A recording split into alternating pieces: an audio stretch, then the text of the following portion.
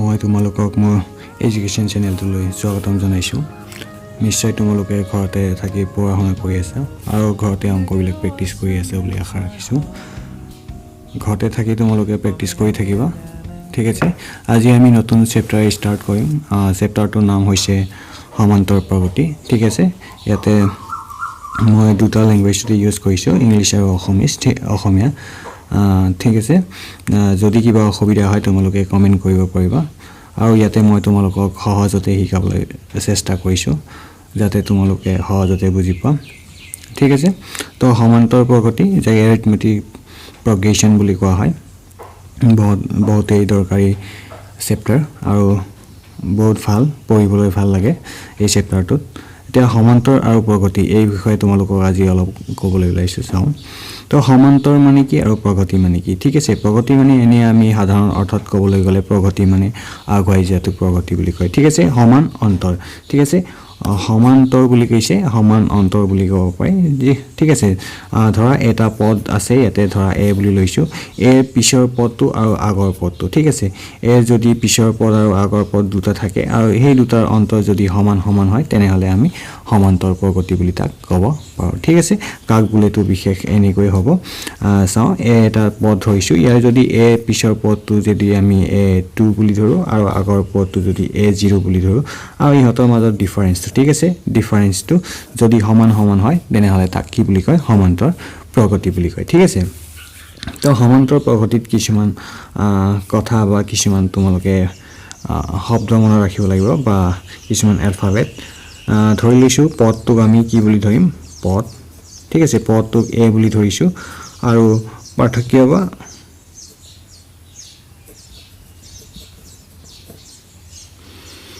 Difference, ঠিক আছে, বা অন্তৰ বুলি লিখিছোঁ। অন্তৰ কি হ'ব লাগে, অন্তৰক আমি ডি বুলি ধৰিম, ঠিক আছে। অন্তৰক কি বুলি ধৰিম, ডি বুলি ধৰিছোঁ আৰু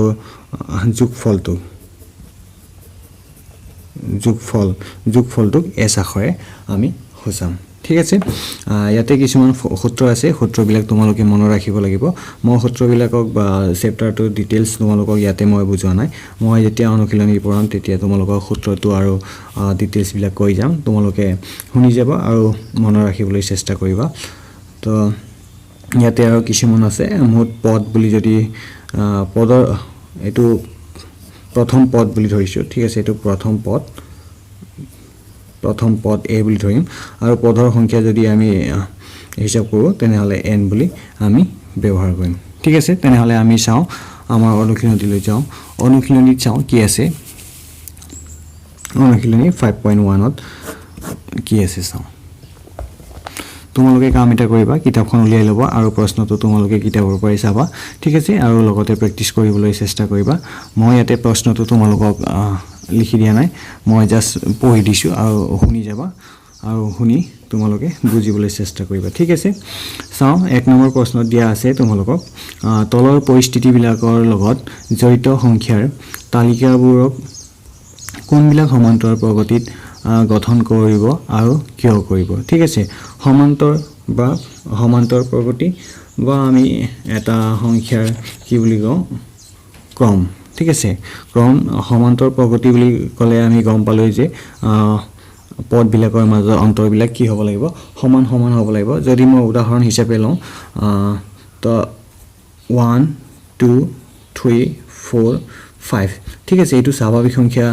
ধৰি লৈছোঁ। স্বাভাৱিক সংখ্যাবিলাকৰ অন্তৰবিলাক চাওঁ। 2ৰ পৰা যদি 1 বিয়োগ কৰোঁ 1 পাওঁ, 3ৰ পৰা যদি 2 বিয়োগ কৰোঁ 1 পাওঁ, 4ৰ পৰা 1, ঠিক আছে। 5ৰ পৰা যদি 4 বিয়োগ কৰোঁ 1 পাওঁ, ঠিক আছে। এইটোকো আমি কি বুলি ক'ব পাৰোঁ, সমান্তৰ প্ৰগতি। যদি আমি যুগ্ম সংখ্যাৰ চাওঁ,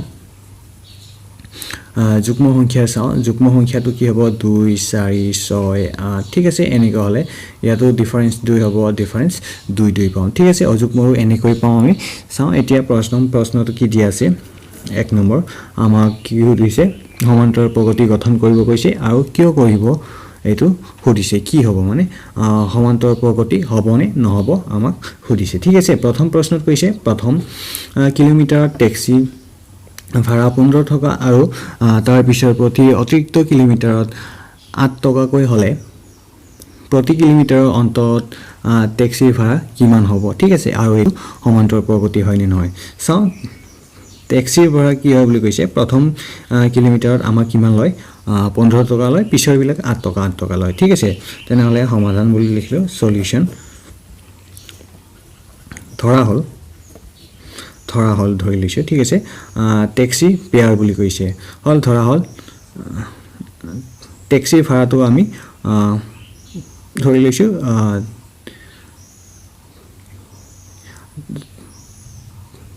পেয়াৰ অফ টেক্সি বুলি কৈছে টেক্সিৰ ভাড়া আমি টি বুলি টেক্সিটো টি বুলি লিখিম আৰু কিমান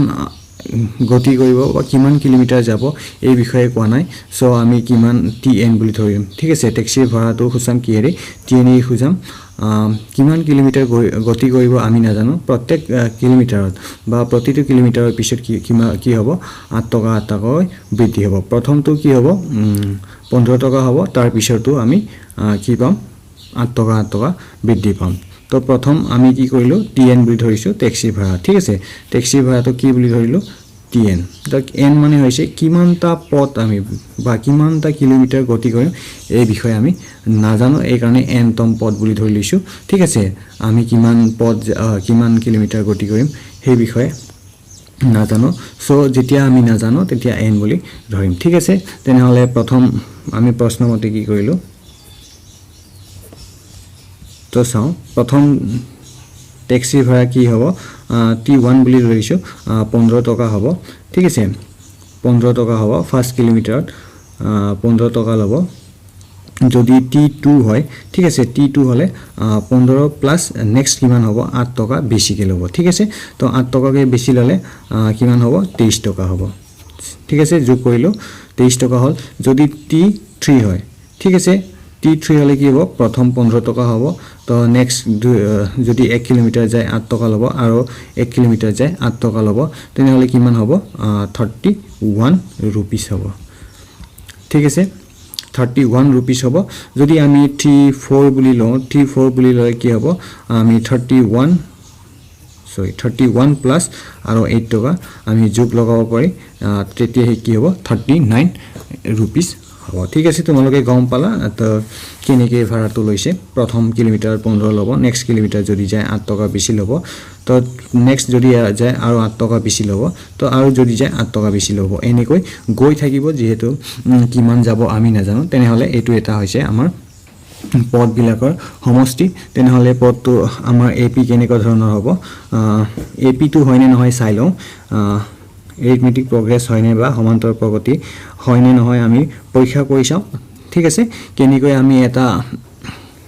ক্ৰমক সমান্তৰ প্ৰগতি হয়নে নহয় পৰীক্ষা কৰিব পাৰো সূত্ৰটো তোমালোকে মনত ৰাখিবা সূত্ৰটো এনেকুৱা ধৰণৰ হয় T2 - T1 = T3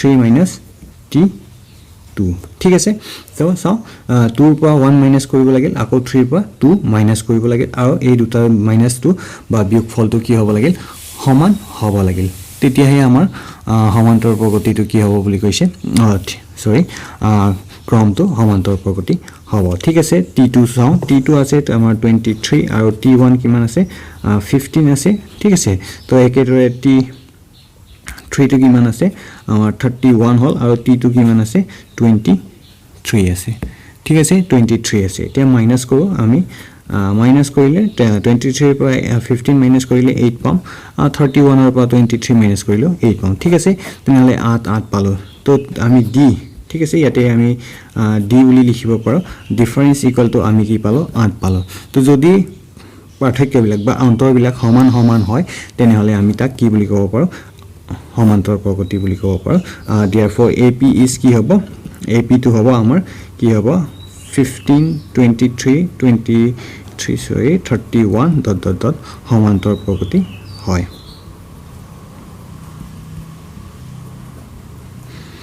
সমান্তৰ প্ৰগতি হয় বুলি আমি ইয়াকে ক'ব পাৰিম ঠিক আছে তেনেহলে আমি প্ৰথম প্ৰশ্নটো চালো নিশ্চয় তোমালোকে প্ৰথম প্ৰশ্নটো বুজি পাইছা যদি প্ৰথমবাৰ চাওতে তোমালোকৰ বুজাত অসুবিধা হয় তেনেহলে ভিডিওটো আকৌ চাবা আৰু কিবা অসুবিধা থাকিলে মোক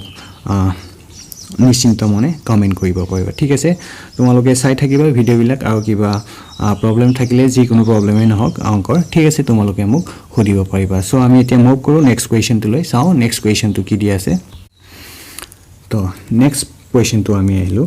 নেক্সট কোৱেশ্চনটো চাও কি দি আছে তো এটা গ্যাস সিলিন্ডাৰ বুলি কৈছে এটা গ্যাস সিলিন্ডাৰৰ পৰা ভ্যাকুয়াম পাম্প এটাই এবাৰত সিলিন্ডাৰত থকা বায়ু 1/4 অংশ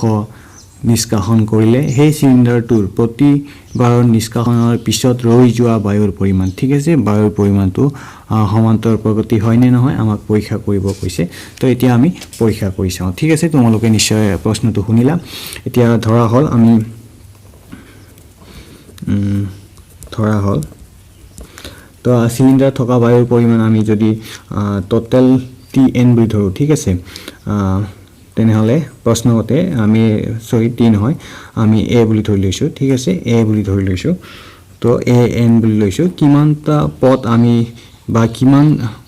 আছে বায়ু আমি নাজানো ঠিক আছে তো an মুঠ বায়ুৰ পৰিমাণটো an বুলি ধৰিছো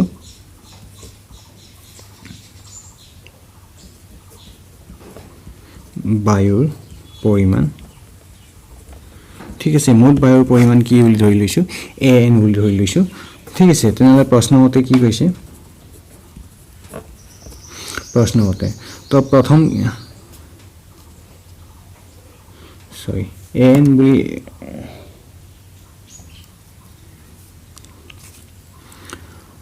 সৰি আমি n মুঠ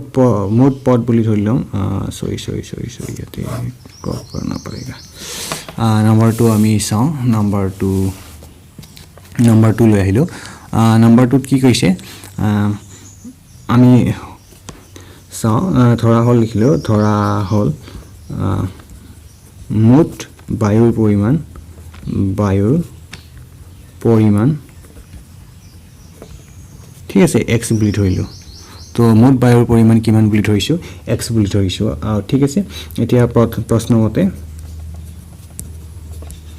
তো পদটো কি বুলি ধৰিছো প্ৰথম পদ a1 বুলি ধৰিছো ঠিক আছে a1 বুলি ধৰিলো a1 মুঠ কিমান আছে x আছে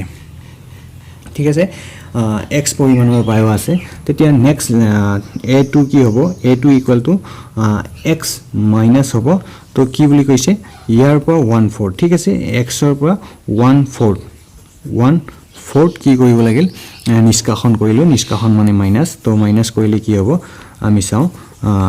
x মাইনাস ঠিক আছে x মাইনাস এটো যদি আমি কি কৰো বিয়োগ কৰো তেনেহলে কিমান পাম x/4 ঠিক আছে 4 হ'ব এটো 3x হ'ব ঠিক আছে তোমালোকে বিয়োগ কৰি চাবা কিমান পাবা 3x বাই তো একেদৰে আমি a3 যদি নেক্সট পদৰ বিষয়ে চাও ঠিক আছে পদ কি এইবিলাকৰ বিষয়ে তোমালোকক পিছত মই কম পদ মানে কি ইয়াতে মই পদ বুলি ব্যৱহাৰ কৰি আছো নিশ্চয় তোমালোকৰ বুজাত অসুবিধা হ'ব পাৰে ঠিক আছে তেনেহলে মই এটো লিখিলো তাৰ পিছত আকৌ তোমালোকক পদৰ বিষয়ে কম ঠিক আছে a3 টো কি হ'ব এটো আমি পালো ইয়াৰ পৰা আকৌ কি হ'ব 1/4 মাইনাস কৰিব লাগিল 1/4 মাইনাস কৰিব লাগিল 3x/4 ঠিক আছে তো এইটো আমি মাইনাস কৰিব লাগিল যেটো ইমান আছিল ইয়াৰ পৰা আকৌ 1/4 বা 4/a অংশ বিয়োগ কৰিব লাগিল ঠিক আছে তো বিয়োগ কৰিলে কিমান হ'ব চাও 3x বাই আমি 4 পালো মাইনাস 4 * 16 হল এফালে 3x যেটো 4/a অংশ বিয়োগ কৰিব কৈছে এই বাকি হোৱাৰ পৰা তো ইমান বাকি আছিল ইয়াৰ পৰা আমি 4/4 অংশ ঠিক আছে 3x/4 ৰ 4/a অংশ আমি বিয়োগ কৰিব লাগিল তো এতিয়া বিয়োগ কৰিলে কি পাম চাও আমি লসাগু ললো 16 পালো 16 পালে এটো কিমান হ'ব 12 ৰ পৰা 3 গলে 9x পাম ঠিক আছে 9 আমি x পালো ঠিক আছে কেনেকৈ পালো বুলি কলে 4 ইয়াতো পূৰণ কৰিব লাগিল এতে 4 12 12 ৰ পৰা 3 গলে 9x পালো ঠিক আছে তো কিমান পালো আমি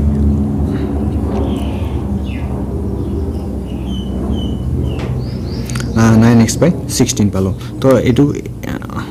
আমি a1 পালো x a2 পালো এটো ঠিক আছে আৰু a3 পালো কিমান আমি 9x 16 পালো ঠিক আছে তো এতিয়া প্ৰগতি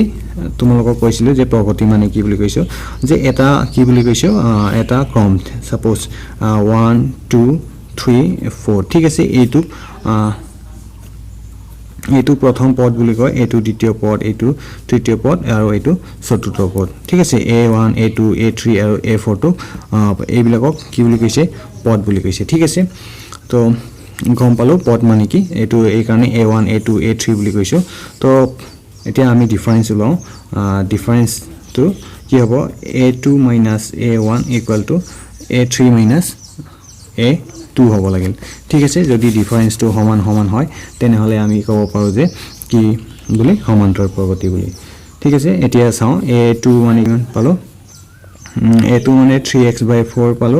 তাৰ পিছত a1 মানে পালো x ঠিক আছে তো আকৌ এইটো পালো a3 মানে কিমান পালো 9x/16 পালো আৰু a2 মানে কিমান পালো 3x/4 পালো ঠিক আছে এতিয়া আমি ইয়াকে বিয়োগ কৰি লও চাও কিমান পালো এইটো পালো 4 3x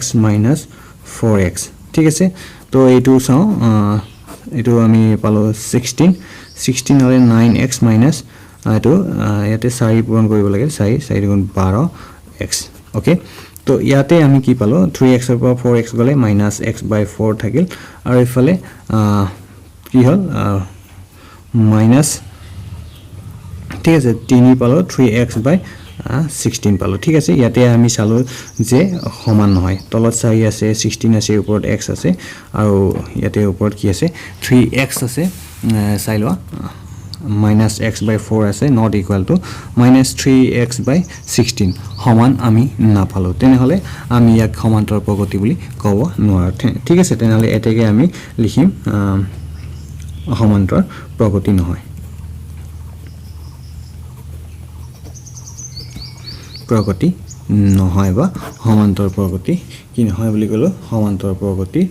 প্ৰশ্নটো নহয় তো আমি এতিয়া 2 নম্বৰটো বুজি পালো এতিয়া মই কৰো আমি নেক্সট কোৱেশ্চন টলৈ কোৱেশ্চন নম্বৰ 2 টলৈ সৰি 2 টো কমপ্লিট কৰিলে 3 টলৈ চাও আমি কোৱেশ্চন নম্বৰ 3 কি কৈছে চাও ওকে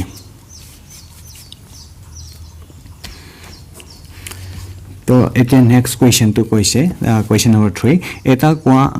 ঠিক আছে এটা কোৱা খান্দুতে প্ৰথম মিটাৰ খৰচ 150 টকা আৰু তাৰ পিছৰ প্ৰতি মিটাৰ 50 টকাকৈ লাগিলে প্ৰতি মিটাৰ খণ্ডৰ পিছত কোৱা খণ্ডৰ খৰচটো আমাক কি চাব কৈছে সমান্তৰ প্ৰগতি হয় নে নহয় ঠিক আছে তো ইয়াতে আমি অংকটো কৰি চালে গম পাম সমান্তৰ প্ৰগতি হয় নে নহয় চাই লোৱা তো আকৌ প্ৰশ্নটো ভালকৈ চাবা তোমালোকে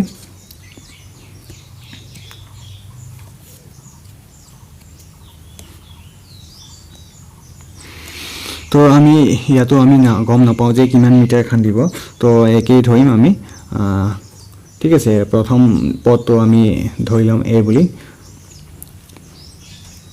আমি কিমান খোৱা খান্দিম বা কিমান মিটাৰ খোৱা খান্দিম আমি গম নাপাও সো আমি খোৱা খণ্ডটোৰ বিষয়ে যদি an বুলি ধৰি লওঁ ঠিক আছে আৰু তো nতম পদলৈ খান্দিম তো এতিয়া আমি চাও প্ৰশ্নমতে তোমালোকে লিখি লবা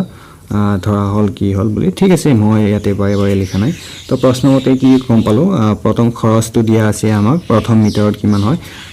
a1 প্ৰথম মিটাৰ খান্দুতে খৰচ কিমান হয় 150 টকা হ'ব বুলি কৈছে ঠিক আছে 150 টকা আৰু দ্বিতীয় মিটাৰ ঠিক আছে তেনেহলে দ্বিতীয় পদটো কি হ'ব তো 150 যোগ আৰু 50 টকা হ'ব সমান 200 টকা ঠিক আছে নেক্সট খান্দুতে কি হ'ব 50 টকা বেছি লব প্ৰথমটো 150 টকা লব পিছৰটো কিমান লব 50 টকা ঠিক আছে তো a3 মানে কি মান লব 200 যোগ 50 টকা 250 টকা তো আমি গম পালো কেনেকৈ লৈছে প্ৰথম মিটাৰ খান্দুতে ইয়াতো প্ৰথম মিটাৰ যাব প্ৰথম মিটাৰত 150 টকা ল'ব নেক্সট মিটাৰ 50 টকা ল'ব নেক্সট মিটাৰ 50 টকা সো কিমান হ'ব 250 টকা হ'ব তো আমি ইয়াৰ পৰা চাই গম পাইছো 150 250 তেনেহলে সৰি 200 250 এইটো এৰিথমেটিক প্ৰগ্ৰেছ হয় তো আমি চাওঁ এতিয়া কি হ'ব একেদৰে a2 - a1 = a3 - a2 হ'ব ঠিক আছে তেনেহলে 250 বিয়োগ 200 সৰি 200 তো 200 a2 মানে 200 আৰু এটো 150 একেদৰে 250 বিয়োগ 200 ঠিক আছে তেনেহলে আমি কিমান পালো 50 পালো ইফালেও 50 পালো ঠিক আছে 50 50 পালো তো সমান হৈছে d আমি পালো 50 50 এতেকে d = 50 হয় তো প্ৰশ্নটো কি হ'ব সমান্তৰ প্ৰগতি হয় সমান্তৰ প্ৰগতি হয় ঠিক আছে প্ৰশ্নটো তেনেহলে কি হয় সমান্তৰ প্ৰগতি হয় ঠিক আছে তেনেহলে আমি গম পালো যে কোৱেশ্চন নম্বৰ 3 টো সমান্তৰ প্ৰগতিটো হয় তো এতিয়া মই কৰো নেক্সট কোৱেশ্চনটো লৈ কোৱেশ্চন নম্বৰ 4 টো কোৱেশ্চন নম্বৰ 4 টো চাও সমান্তৰ প্ৰগতি হয় নে নহয় ঠিক আছে 4 প্ৰশ্নটো চাইলোৱা তোমালোকে কিতাপত মই পঢ়ি দিছো 10,000 ঠিক আছে 10,000 টকা বছৰি 8% মিশ্ৰ সুত ঠিক আছে মিশ্ৰ সুত বুলি ক'লে তোমালোকে আগতে পাই আহিছা সাগে কম্পাউণ্ড ইন্টাৰেষ্টৰ বিষয়ে বা মিশ্ৰ সুতৰ বিষয়ে ক্লাস 8ত ঠিক আছে যদিও পোৱা নাই মই ইয়াতে তোমালোকক অলপ এক্সপ্লেইন কৰি দিম হাৰত জমা কৰিলে হেই একাউণ্টৰ প্ৰতি বছৰত থাকিব লগা ধনৰ পৰিমাণ ঠিক আছে সমান্তৰ প্ৰগতি হয় নে নহয় তো চাও নিশ্চয় তোমালোকে প্ৰশ্নটো বুজি পালা তো ইয়াতো আমি নাজানো কিমানটা পদ থাকিব বা কিমান বছৰ সুদ দিব ঠিক আছে কিন্তু আমি জানো কি জানো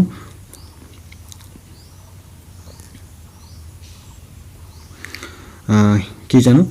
10,000 টকা জমা ৰাখিব ঠিক আছে তো সলিউশন বুলি লিখিলো পদটো আমি ধৰিলো কি হ'ব কিমান বছৰ থাকিব n তম ঠিক আছে তো n তম পদ থাকিব আৰু আমি ইয়াকে n বুলি ধৰি লম ঠিক আছে মুঠ কিমান বছৰৰ কাৰণে ৰাখিব n বছৰৰ কাৰণে ৰাখিম বুলি আমি ধৰি লৈছো তো প্ৰশ্নমতে কি হ'ব চাও প্ৰশ্নমতে তো ঠিক আছে মই ইয়াতে তোমালোকৰ কথা এটা কৈছিলো প্ৰশ্নমতে লিখাৰ আগতে তোমালোকক মিশ্ৰ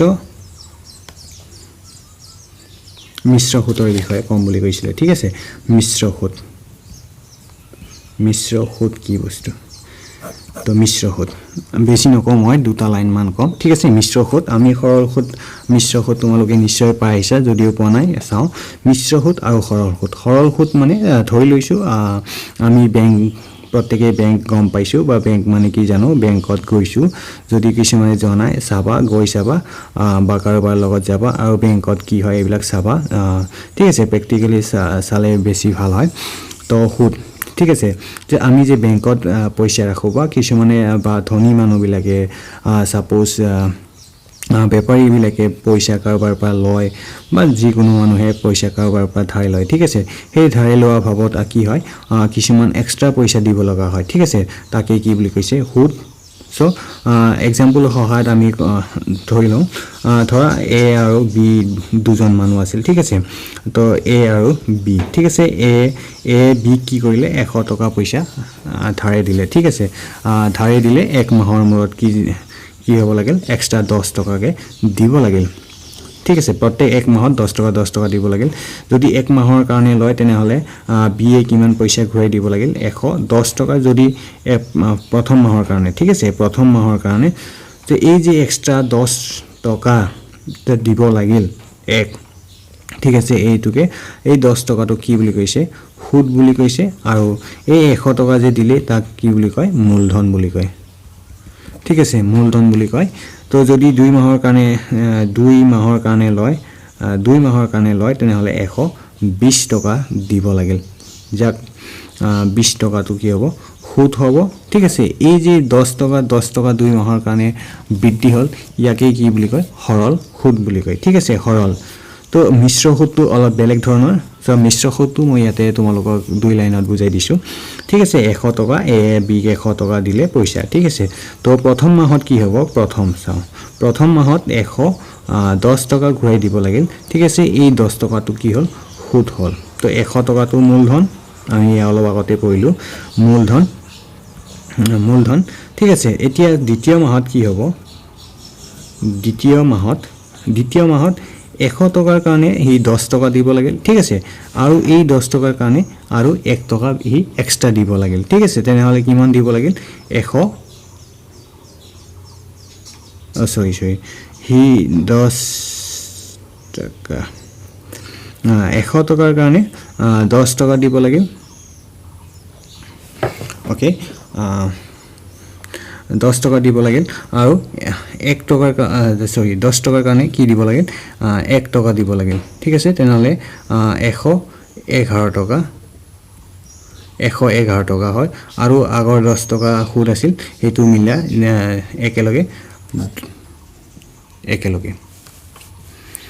একেলগে দুই মাহৰ মূৰত কিমান দিব লাগিল 121 টকা দিব লাগিল ঠিক আছে নিশ্চয় তোমালোকে বুজাত খেলি মেলি পাইছা মই আকৌ ধুনিয়াকৈ বুজাই দিছো ৰবা চাও 100 টকা মূলধন আছিল 100 টকা ঠিক আছে প্ৰথম মাহৰ কাৰণে কি হ'ল 100 টকা 10 টকা দিলে তেনেহলে 110 টকা সৰি 110 টকা হি ৰিটাৰ্ণ দিব লাগিল যদি প্ৰথম মাহতে ঘূৰাই দিয়ে তেনেহলে 110 টকা দিব লাগিল ঠিক আছে দ্বিতীয় মাহত যদি হি দ্বিতীয় মাহটো ৰাখে তেনেহলে এই 10 টকা 100 টকাৰ কাৰণে 10 টকা দিব লাগিল ঠিক আছে 100 টকাৰ কাৰণে কি দিব লাগিল 10 টকা দিব লাগিল ঠিক আছে আৰু এই 10 টকাৰ কাৰণে হি সুদ দিব লাগিল 1 টকা ঠিক আছে আৰু প্ৰথম মাহৰ সুদ আছিল কিমান 10 টকা এই 10 টকাটো ঘূৰাই দিব লাগিল এই কাৰণে 100 কিমান টকা হ'ল 21 টকা হ'ল ঠিক আছে ইয়াতে যদি সৰল সুতত যদি মানুহজনে পইচা লোৱা হয় তেনেহলে কিমান দিব লাগিল 120 টকা দিব লাগিলে হয় কিন্তু মিশ্ৰ সুতত ললে কিমান দিব লাগিব 121 টকা ল'ব তেনেহলে আমি ইয়াতে গম পালো ইয়াতে সুতৰ ওপৰত কি লৈছে সুদ ঠিক আছে 100 টকাটো আছিল মূলধন কিন্তু সৰল সুতত এই 10 টকাৰ সুদ দিব লগা নাছিল কিন্তু ইয়াতে আমি 10 টকাৰ কাৰণে 1 টকা এক্সট্ৰা সুদ দিব লাগিল ঠিক আছে তো ইয়াকে কি বুলি কৈছে মিশ্ৰ সুদ বুলি কৈছে ঠিক আছে ইয়াতে সুতৰ ওপৰতো সুদ দিব লাগিল আৰু মূলধনৰ ওপৰতো সুদ দিব লাগিল তো ইয়াতে এই কাৰণে আমাৰ সহজ কৰিবৰ কাৰণে আমাৰ সূত্ৰ দিছে সূত্ৰটো ৰাখিবা a equal to আমাৰ সূত্ৰটো আছে p bracket 1 minus ঠিক আছে সৰি 1 plus r by 100 whole to the power n ঠিক আছে তো এই সূত্ৰটো আমাক মিশ্ৰ সুদ উলাবৰ কাৰণে দিছে তো মনত ৰাখিবা তোমালোকে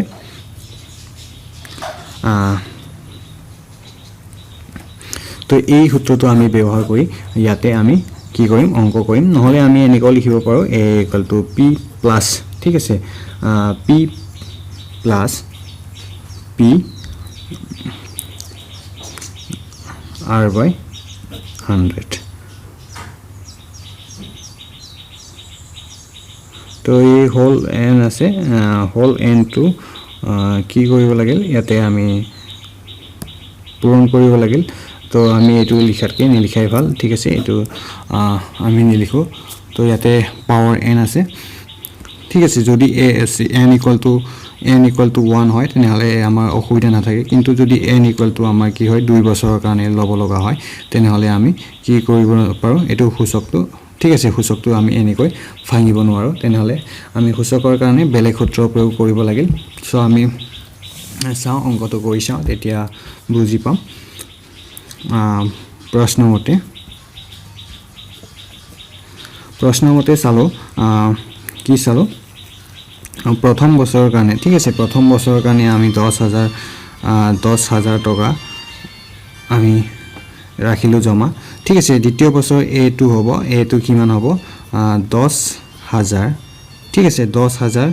যোগ আমাৰ কি হ'ব সূত্ৰ মতে চাও 10000 যোগ আমাৰ ৰেট অফ ইন্টাৰেষ্ট কিমান হয় সুতৰ হাৰ 8 টকা হয় তেনেহলে 10000 ৰ ওপৰত আমি সুদ দিব লাগিল 10,000 ইনটু কিমান হ'ব 17,8 আৰু বছৰ কিমান হ'ব 1 বছৰৰ কাৰণে আৰু তলত আমাৰ কি হ'ব 100 হ'ব ঠিক আছে তো ইয়াতে কি হ'ল চাওঁ এই 100 00 আমি 00 কাটিলো 800 পালো 108000 যোগ কৰি চাবা এইখিনি তোমালোকে পাবা এইখিনি টকা পাবা ঠিক আছে নেক্সট বছৰটো আমি a3 ইকুৱেল টু চাওঁ সূত্ৰটো আমাৰ আছিল p1 plus r by 100 whole to the power n আছিল ঠিক আছে ইয়াতে n সমান কি হ'ব 2 বছৰ ঠিক আছে ইয়াতে n সমান 1 আছিল ঠিক আছে তো এইখিনি মনত ৰাখিবা ইয়াতে n সমান কি হ'ব 2 হ'ব ঠিক আছে n equal to 2 হ'ব তেনেহলে p আছে 10000 এ আমাৰ মূলধনটো বৃদ্ধি নহয় তাৰ পিছত 1 প্লাস r মানে 8 হয় আৰু তলত 100 হ'ব আৰু ইফালে 2 হ'ব ঠিক আছে এটো 10000 ব্ৰেকেট দিলো এটো চাও কি হয় এটো কাটিবও পাৰো আমি ইচ্ছা কৰিলে 4 দুগুণ 8 4 25 হয় ঠিক আছে 25 গুণ 25 25 26 27 ঠিক আছে 27 by 25 আৰু স্কয়াৰ ঠিক আছে তো 10000 তোমালোকে কৰি চাবা 27 by 25 into 27 by 25 ঠিক আছে 25 গুণ 625 হয় ইয়াতে আমি ক্যান্সেল কৰিম ইয়াকে ঠিক আছে ইয়াকে কাটি দিও 10000 মই এতে সহজ পদ্ধতি তোমালোকক কাটিব শিকাইছো ইয়াতে 5 এডি কৰিলে 5 2 * 10 ইফালে 3টা 0 থাকিল আকৌ 5 এডি 5 5 4 * 20 0 0 হল আকৌ 5 এডি 5 8 80 হল 5 0 0 5 8 40 আকৌ 5 এডি 5 ইয়াতে 1 লিখিলো 3 থাকিল 5 6 30 5 6 80 হয় ঠিক আছে তেনেহলে আমি ইয়াতে ক্যান্সেল কৰিব পাৰো 25 আৰু 25 ক্যান্সেল কৰিলে ইয়াতে কিমান হয় 16 থাকে ঠিক আছে তো আমি 16 into 27 into 27 ঠিক আছে এইটো আমি পূৰণ কৰি ইয়াতে যিমান পাম এটোই হ'ব আমাৰ পূৰণ কৰি দিও লেটস মাল্টিপ্লাই ইট 7 7 49 7 7 গুণ 49 ন থাকিল 4 7 গুণ 14 7 দুগুণ 14 হয় 14 4 18 হল ঠিক আছে 7 গুণ 14 4 1 2 গুণ 4 কে 5 9 4 12 এক থাকিল 5 6 7 ঠিক আছে 729 একেদৰে 7 to 9 আৰু আমি 16 পূৰণ কৰো 7 to 9 16 ৰে 9 6 গুণ 54 4 ইফালে 5 6 গুণ 12 12 এর পাশে 17 7 1 থাকিল ঠিক আছে 7 গুণ 42 একে 43 ঠিক আছে এটা a 7 2 9 4 হল 7 9 6 হল 3 to 5 6 হল হাতে 4 কিমান হ'ব আমাৰ 11 তো আমি কিমান পালো 1164 1164 ঠিক আছে 1164 পালো তো ইয়াতে কতটো ভুল হোৱা নাই চাগে 11664 টকা ঠিক আছে মই আকৌ চেক কৰি আছো চাও আমি কিমান পালো এতিয়া আমি ডিফাৰেন্স টু চাও ঠিক আছে a2 - a1 = ফৰ্মুলা মনত ৰাখিবা a3 - a2 হয় সো আমি কিমান পালো a2 পাইছিলো আমি 1 a2 পাইছিলো 10 00 minus 10000 ঠিক আছে আৰু এফালে পাইছিলো 11664 minus 10800 ঠিক আছে মাইনাস কৰি চাও মাইনাস কৰিলে কিমান হ'ব ইয়াতে আমি 800 পালো ঠিক আছে ইয়াতে 800 পাউনে না পাও চাও 10800 পালো 4 হল এফালে 6 হল 8 আছে 16 ঠিক আছে ইয়াতে 8 কিমান পালো 864 নট ইকুয়াল পালো তো গতিকে প্ৰশ্নটো আমাৰ সমান্তৰ প্ৰগতি নহয়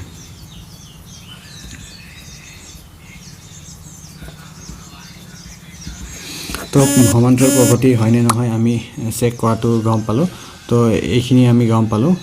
তোৰ প্ৰগতি হয়নে নহয় যদি চেক কৰিব লগা হয় তেনেহলে আমাৰ সূত্ৰটো কি হ'ব বা ডিফাৰেন্স ওলোৱা সূত্ৰ বুলি ক'লে ঠিক আছে ডিফাৰেন্স ওলোৱা সূত্ৰ বুলি ক'লে আমি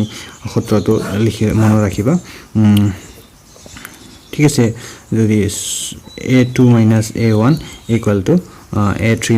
- a2 হ'ব ঠিক আছে এইটো এটা আমি প্ৰথম সূত্ৰ পালো ঠিক আছে এটো ডিফাৰেন্স সূত্ৰ ঠিক আছে যদি আমি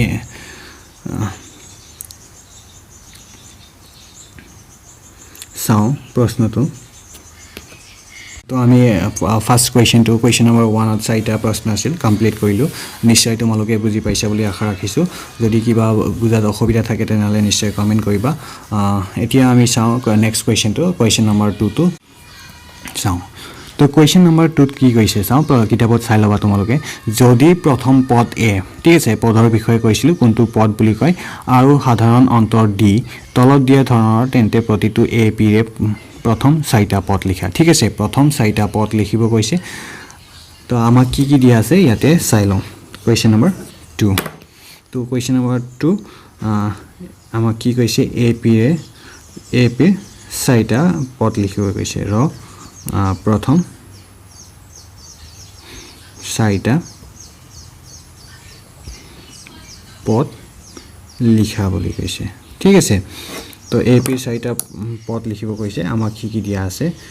প্ৰথম পদ দিয়া আছে 10 আৰু আমাক ডি দিয়া আছে ডিফাৰেন্স 10 ঠিক আছে তো এই দুটা দিয়া আছে তো পদ উলোৱাৰ আমাৰ সূত্ৰটো কি আছিল চাও সলিউশন তো সূত্ৰটো মনত ৰাখিবা তোমালোকে প্ৰথম পদটো এ ঠিক আছে এ জিমান দিয়া আছে a1 বুলি ধৰিছো প্ৰথম পদটো যেহেতু আমাক দিয়া আছে 10 ঠিক আছে আমি নেক্সট পদটো চাম a2 ঠিক আছে a2 মানে কি হ'ব a2 মানে কি হ'ব চাও দে a2 মানে ডিফাৰেন্সটো আমি প্লাস কৰিব লাগিল ঠিক আছে a1 প্লাস কি হ'ব আমাৰ d হ'ব a1 10 প্লাস 10 হ'ব ঠিক আছে তেনেহলে 20 হল দ্বিতীয় পদটো আমাৰ কি হল 20 তো a3 হল আমি 1 নম্বৰ পালো 2 নম্বৰ পালো 3 নম্বৰটো তো a3 ইকুয়াল টু কি হয় আমাৰ a1 plus 2d হয় তো a1 plus 2d মানে 10 plus 2 into 10 equal to কিমান হ'ব 2 10 20 ইফালে 10 30 হ'ব ঠিক আছে আমি তিনটা পালো নেক্সট a4 টো চাও তো a4 টো কি হ'ব a1 বা a বুলি লিখিব পাৰো নো প্ৰবলেম ইফালে 3d হ'ব 1 2 3 এনেকৈ 10 plus 3 into 10 equal to 40 হ'ব ঠিক আছে তেনেহলে আমি কি পালো সাইটা প্ৰথম সাইটা পদ আমাক ওলাব কৈছে তেনেহলে প্ৰথম সাইটা পালো তে এতেকে আমি লিখিব পাৰো সমান্তৰাল প্ৰগতিৰ প্ৰথম সাইটা পদ হল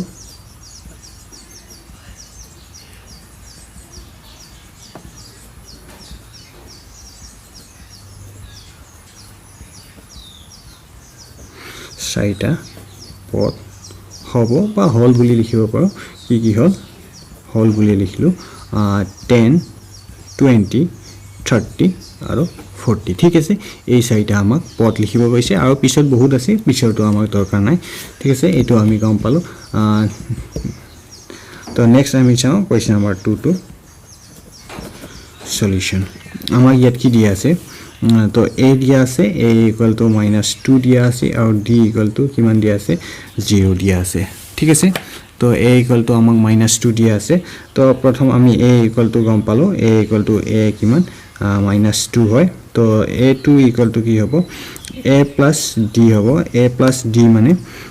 a -2 d মানে 0 তো -2 এ থাকিব ঠিক আছে -2 এ থাকিব তো a যদি 3 চাও ঠিক আছে তো a plus 2d ঠিক আছে ইয়াতে এটা d নেক্সট দুটা d হ'ব তো ইকুয়াল টু কি হ'ব -2 plus and 2 into 0 equal to -2 হ'ব ওকে এইটো -2 হ'ব যদি আমি a3 পাও তো a plus 3d ঠিক আছে অকল আমি d টো ইনক্রিজ কৰি আছো ইয়াতে এটা দুটা তিনটা so -2 plus 3 into 0 equal to -2 তো ওকে তো আমাৰ সমান্তৰাল প্ৰগতিটো কি হ'ব -2 into সৰি তো আমাৰ সমান্তৰাল প্ৰগতিটো হ'ব এতেকে সমান্তৰাল প্ৰগতি হতে হ'ব তোমালোকে লিখি লবা -2, -2, -2, -2, -2 চাৰিটা লিখিব দিছে ঠিক আছে তো 4টা -2 লিখি ল'ব -2 হ'ব -2 হ'ব এই 4টা সমান্তৰাল প্ৰগতি হ'ব ঠিক আছে তো আমি কোৱেশ্চন নম্বৰ 2 টো গাম পালো তো আৰু কিবা অসুবিধা থাকিলে তোমালোকে কবা এতিয়া আমি নেক্সট কোৱেশ্চন টো মুভ কৰো কোৱেশ্চন নম্বৰ 4 টো লৈ চাও কোৱেশ্চন নম্বৰ 4 টো কি দি আছে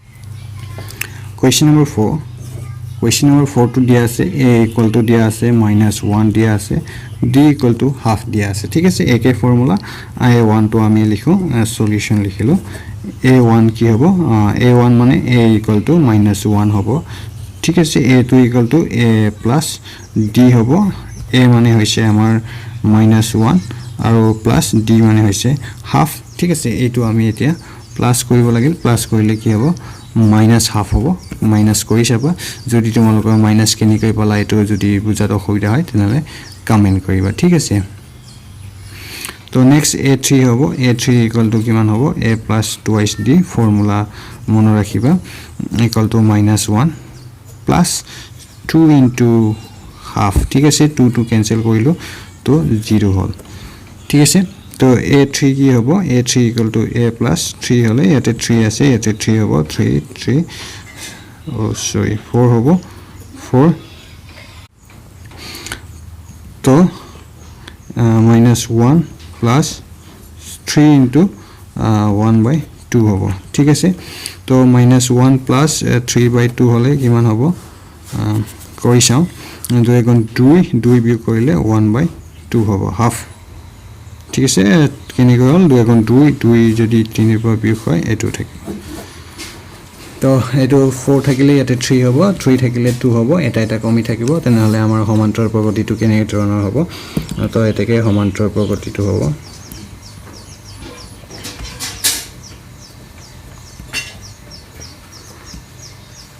হল কি হল আমি কি পালো প্ৰথম -1 পালো তাৰ পিছত পালো -হাফ পালো তাৰ পিছত 0 পালো তাৰ পিছত হাফ ঠিক আছে এনেকৈ গৈ থাকিব তো কেনেকৈ পালো এনেকৈ পালো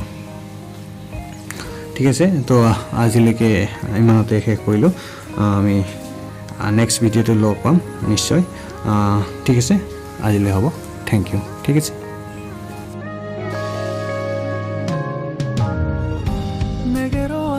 melt my heart